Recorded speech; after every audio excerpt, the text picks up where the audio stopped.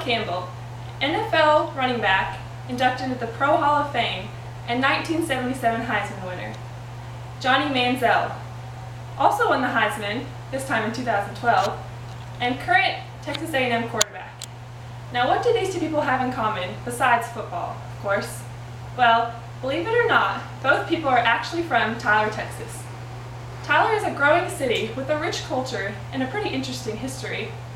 My family has lived in Tyler for 10 years, so I've got to experience a lot of their traditions firsthand.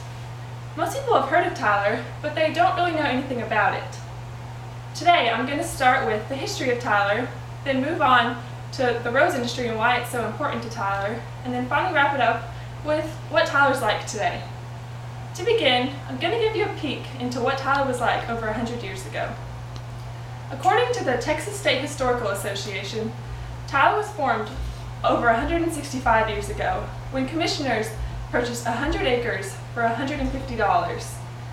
I looked it up and figured out what the equivalent of that would be today, and it's about $3,600. So Tyler was started with $3,600. The town was named after President John Tyler because he was a big supporter of getting Texas into the United States, so they named the town after him. Tyler had really good soil, so originally everyone that moved there were farmers. It started out with cotton farming, and they eventually moved on to farming fruits and mainly peaches. Well, in the early 1900s, a plague went through and wiped out all the peach crops, so they had to find something new to grow, and someone discovered that roses grew perfectly in the soil. So ever since then, roses have been a primary product that have come out of Tyler. Another interesting fact about Tyler was that during the Civil War, it was home to the largest Confederate prisoner camp east of the Mississippi River. According to the Smith County Historical Society, it was also one of the least deadly prisoner camps, with a less than 7% death rate. Well, as I told you, Tyler was a very agricultural town, so after the Civil War, they kind of went into a depression because they were so dependent on their slave labor. During the Civil War, actually, over 35% of their population was slaves. So times were kind of rough, but thankfully, someone discovered oil in Tyler, and that put a big boost into the economy, and the population has been growing ever since. As I briefly mentioned in the history, roses are pretty important to Tyler. So now I'm going to tell you a little bit more about the rose industry and its impact on the town. According to the Texas Rose Growers Association, Tyler is home to the largest municipal rose garden in the United States. It covers over 14 acres, has 35,000 rose bushes, and over 500 different types of roses.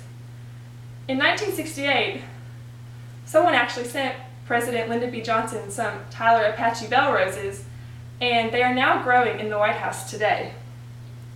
Well, in Tyler, right around October 15th, comes the Rose Festival, and it is quite the event. I have some pictures here to show you. The Rose Festival happens the third week in October every year, and there are 40 ladies in waiting and one Rose Queen. They're all sophomores in college, and they are all from the city of Tyler. So here are some ladies in waiting, and as you can see, they have very extravagant gowns. The average cost of a gown for a lady in waiting is $15,000. Here's an example of what a Rose Queen would look like at her coronation. The average price of a Rose Queen's dress is $50,000, which of course is funded by the Queen's parents, and they also have to host the tea party in the Rose Gardens, and the cost of that is around $75,000. The Rose Queen is chosen based on her family's involvement in the rose industry and also their monetary donations. The Rose Festival consists of a ribbon cutting ceremony, the Rose Queen coronation, and then also a parade, which here is a parade float.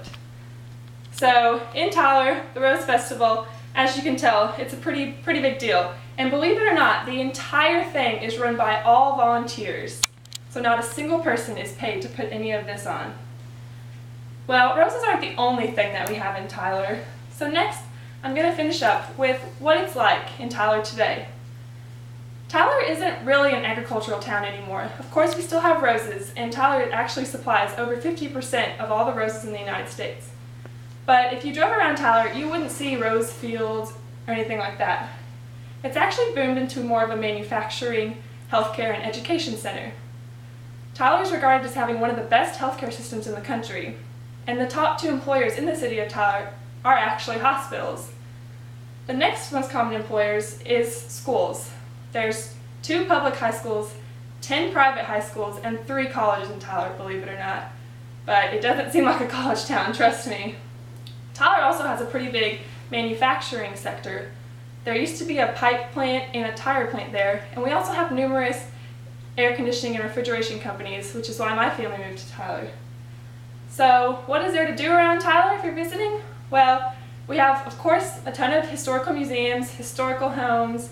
You can see the roses, there's a winery, there's a zoo, we even have a water park. So there's always something to do.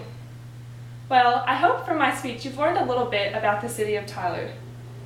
As I've mentioned, Tyler is a town with a great culture and wonderful traditions. Today I have discussed the history of Tyler, what the Rose Festival is and what it's like, and then I finished up with what Tyler is like today. I hope you learned something from my speech, so next time someone brings up Tyler, you'll know a little something about it.